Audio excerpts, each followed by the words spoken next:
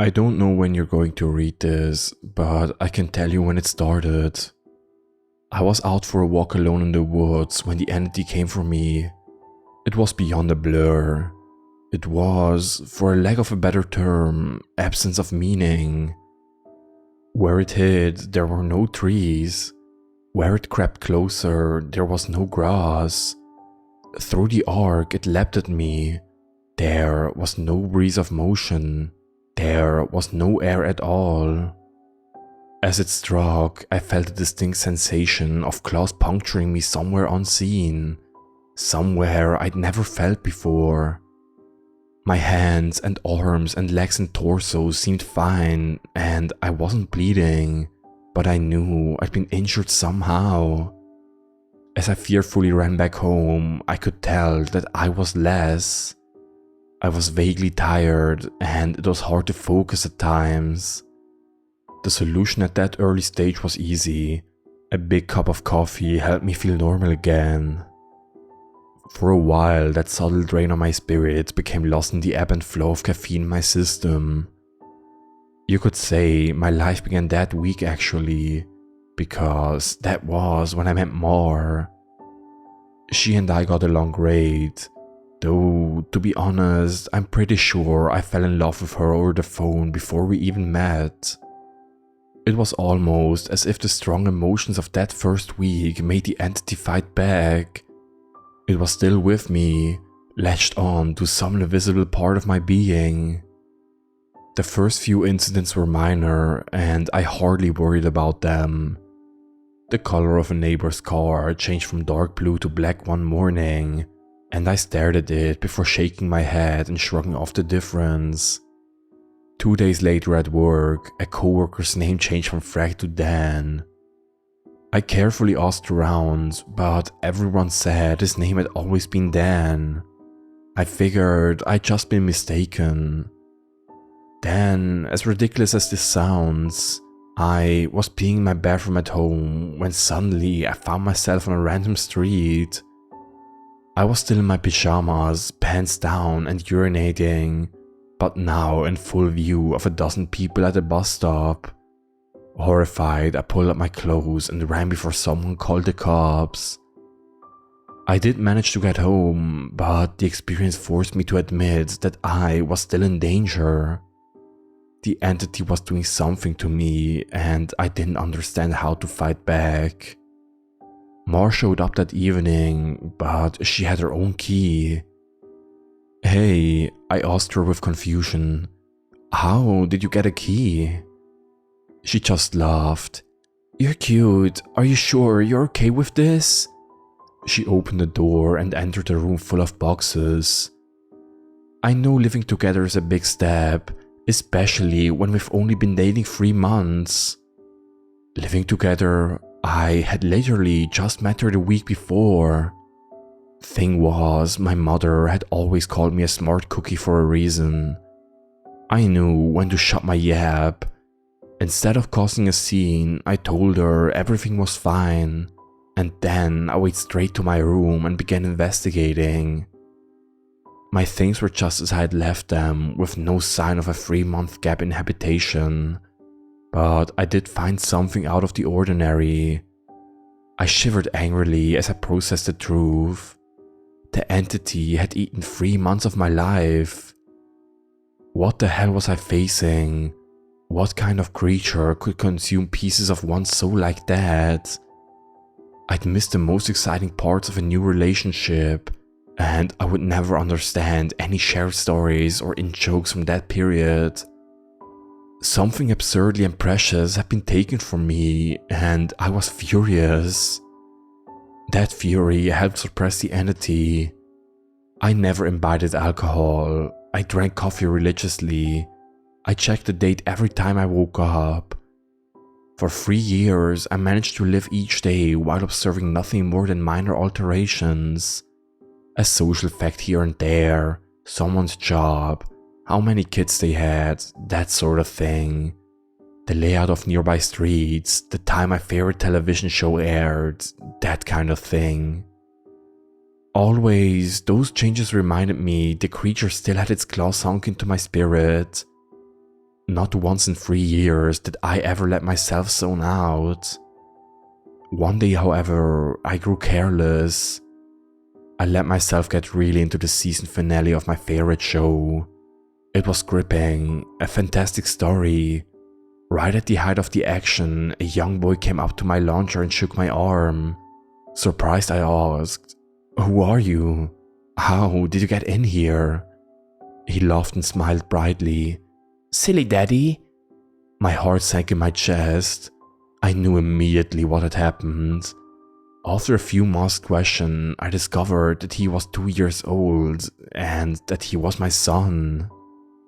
The agony and heartache filling my chest was nearly unbearable. Not only had I missed the birth of my son, I would never see or know the first years of his life.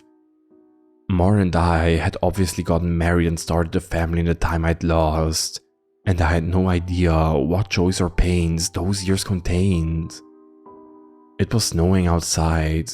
Holding my son's son in my lap, I sat and watched the flakes fall outside. What kind of life was this going to be if slips in concentration could cost me years? I had to get help. The church had no idea what to do. The priest didn't believe me and told me I had a health issue rather than some sort of possession. The doctors didn't have any clue.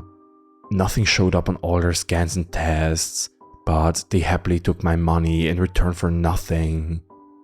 By the time I ran out of options, I decided to tell Mar. There was no way to know what this all looked like from her side. What was I like when I wasn't there? Did I still take our son to school? Did I still do my job? Clearly I did, because she seemed to be none the wiser. But I still had a horrible feeling that something must have been missing in her life when I wasn't actually at home inside my own head. But the night I set up a nice dinner preparation, she arrived not by unlocking the front door, but by knocking on it. I answered and found that she was in a nice dress. She was happily surprised by the settings on the table. "A fancy dinner for a second date? I knew you were sweet on me." Thank the Lord I knew when to keep my mouth shut. If I would have gone on about being married and having a son, she might have run for the hills. Instead, I took her coat and sat down for our second date. Through carefully crafted questions, I managed to deduce the truth. This really was our second date. She saw relief and happiness in me, but interpreted that as dating jitters. I was just excited to realize that the entity wasn't necessarily eating the whole portions of my life. The symptoms, as I was beginning to understand them, were more like the consequences of a shattered soul. The creature had wounded me, broken me into pieces. Perhaps I was to live my life out of order, but at least I would actually get to live it. And so it went for a few years from my perspective. While minor changes in politics or geography would happen daily, major shifts in my mental location only happened every couple of months. When I found myself in a new place and a new time in my life, I just shut up and listened, making sure to get the lay of the land before doing anything to avoid making mistakes. On the farthest flung leap yet, I met my 6-year-old grandson, and I asked him what he wanted to be when he grew up. He said writer. I told him that was a fine idea. Then I was back in month 2 of my relationship with Mar, and I had the best night with her on the riverfront. When I say the best, I mean the best. Knowing how special she would become to me, I asked her to move in. I got to live through what I missed the first go around, and I came to understand that I was never mentally absent. I would always be there eventually.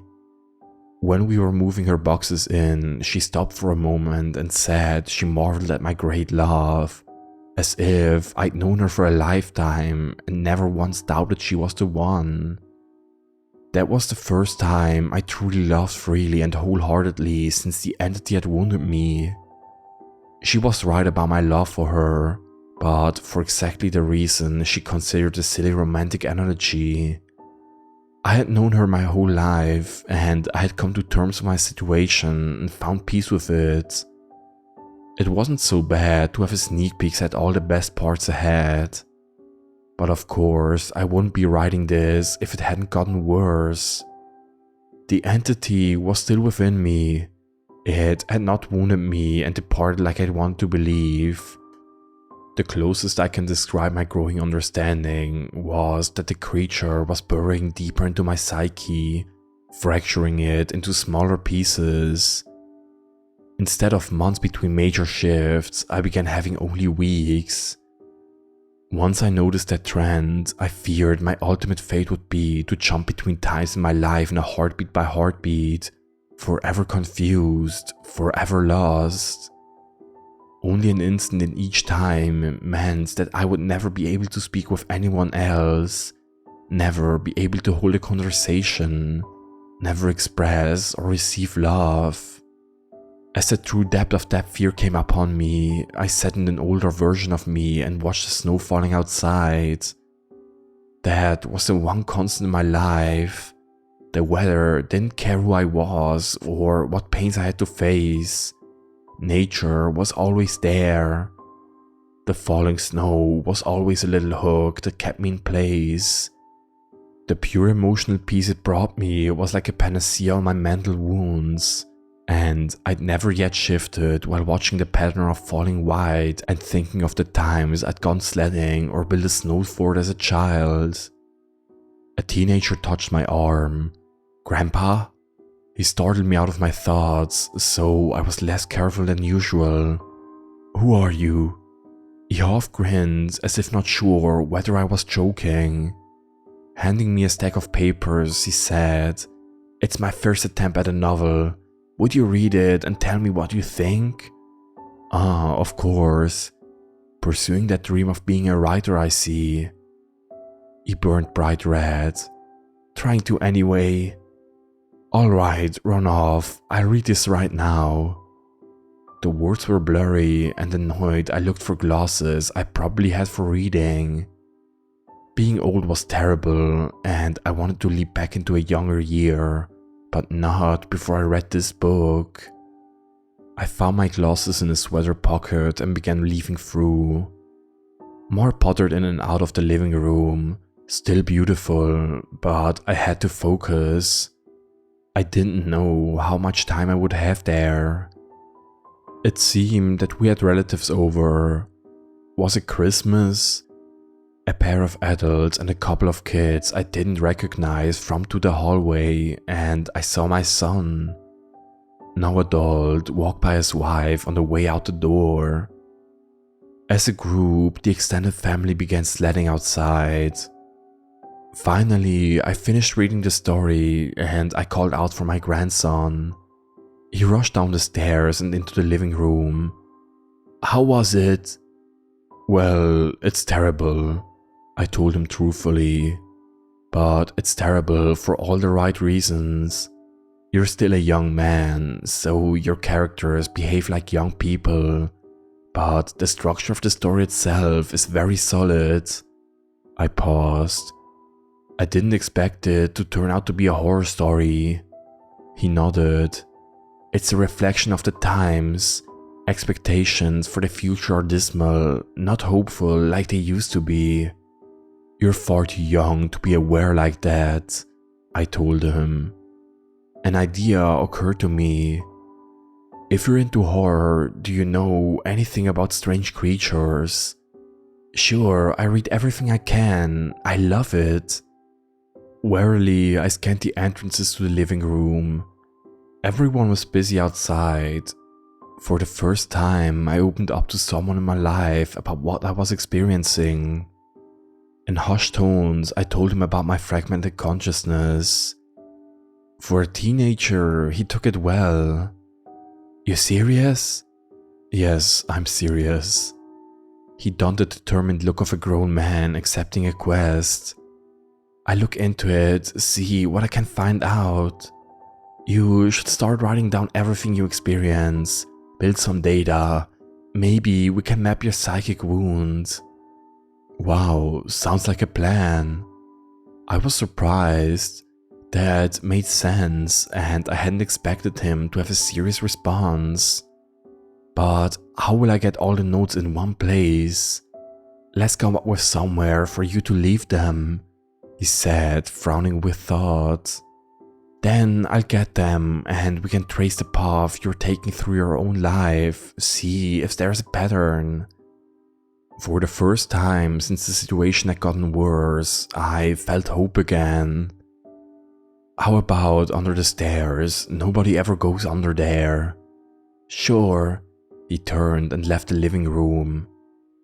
I peered after him. I heard him banging around near the stairs. Finally, he returned with a box, laid it on the carpet and opened it to reveal a bursting stack of papers. He exclaimed, "Holy crap!" But, of course, being a teenager, he didn't really say crap. Taken aback, I blinked rapidly, forgiving his cussing because of the shock. Did I write those? He looked up at me with wonder. Yeah, or you will. You still have to write them and put them under the stairs after this. He gazed back down at the papers, then covered the box. So you probably shouldn't see what they say. That could get weird. That much I understood. He gulped. There are like 50 boxes under there, all filled up like this. Deciphering these will take a very long time. His tone dropped to a deadly seriousness. But I will save you, Grandpa, because I don't think anyone else can. Tears flowed down my cheeks then, and I couldn't help to sob once or twice. I hadn't realized how lonely I'd become in my shifting prison of awareness until I finally had someone who understood. Thank you so much. And then I was young again, at work on a random Tuesday. Once the sadness and relief faded, anger and determination replaced them. After I finished my work, I grabbed some paper and began writing.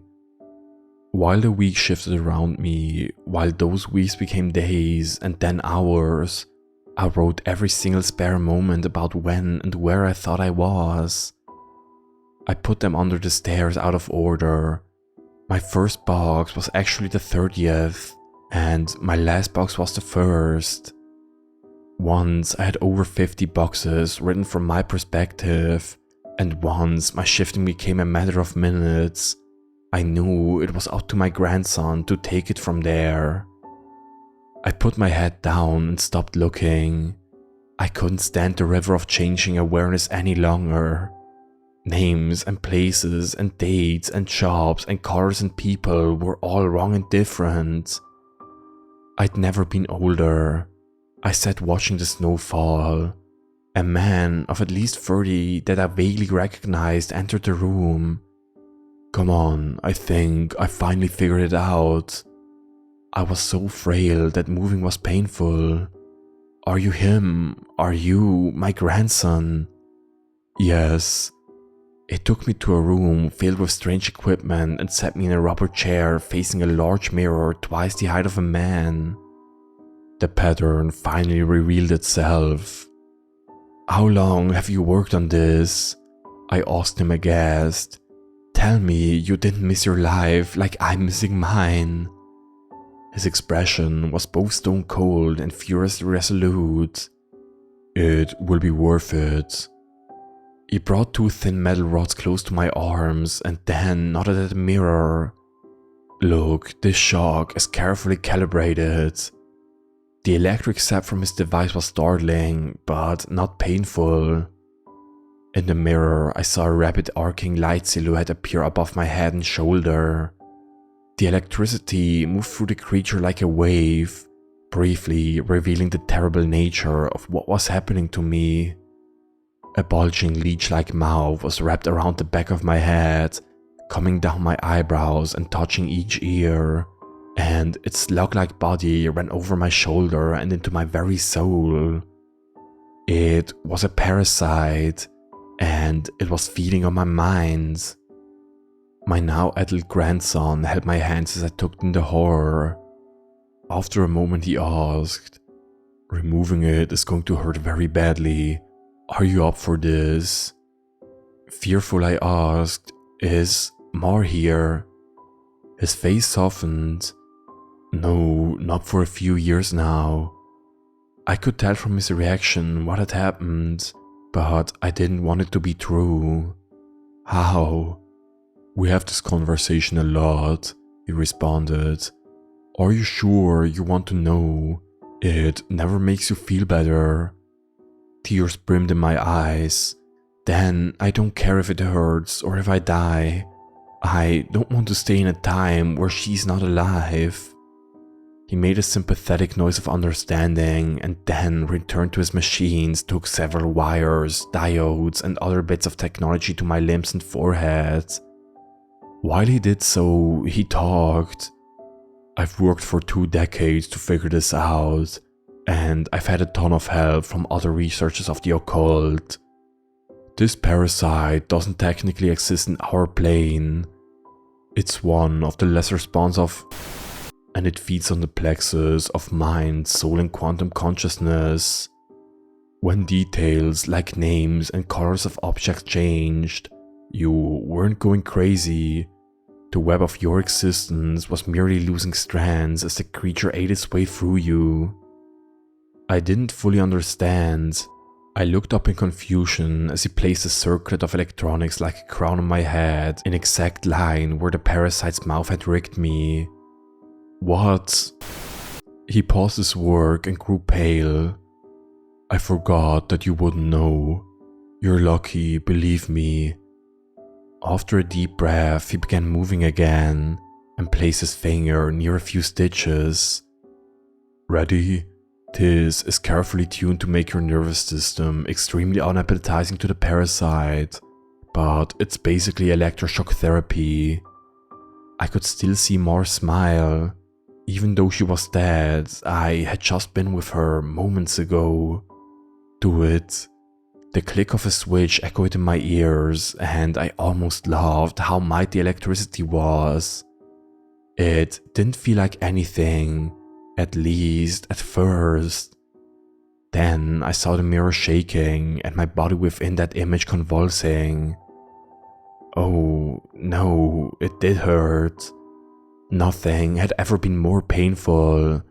It was just so excruciating that my mind hadn't been able to immediately process it. As my vision shook and fire burned in every nerve of my body, I could see the reflected trembling light silhouette of the parasite on my head as it writhed in agony equal to mine. It had claws, 6 clawed lizard-like limbs under its leech-like body, and it cut into me in an attempt to stay latched on. The electricity made my memories flare. Mar's smile was foremost, lit brightly in front of a warm fire as the snow fell past the window behind her. The edges of that memory began lighting up, and I realized that my life was one continuous stretch of experience. It was only the awareness of it that had been fragmented by that feasting evil on my back. I'd never managed to be there for the birth of my son. I jumped around it a dozen times, but never actually lived it. For the first time, I got to hold Mar's hand and be there for her. No. That moment had shifted seamlessly into holding her hand as she lay in the hospital for a very different reason. Not this, God, why? It was so merciless to make me remember like this. I broke down in tears as nurses rushed into the room. I didn't want to know. I didn't want to experience it. I'd seen all the good parts, but I hadn't wanted the worst part. The inevitable end that all would one day face. It wasn't worth it. It was tainted. All the joy was given back 10,000-fold as pain. The fire in my body and in my brain surged to sheer white torture, and I screamed. My scream faded into surprised shout as the machines, electricity, and chair faded away. Snow was no longer falling around my life. I was out in the woods on a bright summer day. Oh God. I turned to see the creature approaching me. It was the same absence of meaning, the same blank on reality. It crept forward just like before, but this time it hissed and turned away. I stood there, astounded at being young again and free from the parasite.